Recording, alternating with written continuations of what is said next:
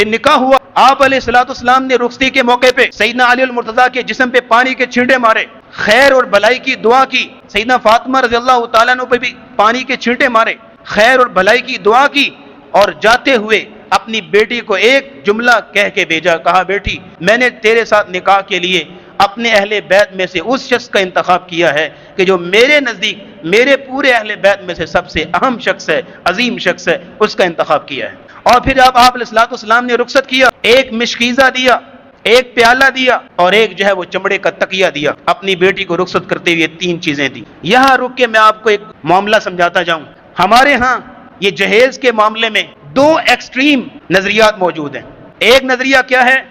کہ جو لسٹ دیتے ہیں کہ یہ سامان لے کے آؤ پھر جو ہمارے گھر رہ سکتی ہو، وگرنہ نہیں، اور اگر آنے میں تاخیر ہو جائے تو روز جو ہے وہ تانے دیے جاتے ہیں، یہ لے کے کیا آئی ہے، کیا لے کے آئی اپنے گھر سے، اس کو فارغ کرو، یہ خالی ہاتھ آ گئی تھی، اس طرح کے تانے سننے پڑتے ہیں۔ یہ بہت ظالمانہ رویہ ہے، یہ بہت جو ہے وہ ظالمانہ جو ہے وہ نظریہ ہے۔ اور دوسری طرف ایک اور ایکسٹریم نظریہ ہے، وہ کیا ہے کہ یہ لعنت ہے، جہیز کیا ہے، لعنت ہے، جہنم کی آگ ہے، یہ فلاں ہے، یہ ویسے۔ یہ دونوں ایکسٹریم رویے ہیں۔ اعتدال کا رویہ درمیانی رویہ ہے کہ آپ کو کوئی حق نہیں پہنچتا کہ آپ مطالبہ کریں،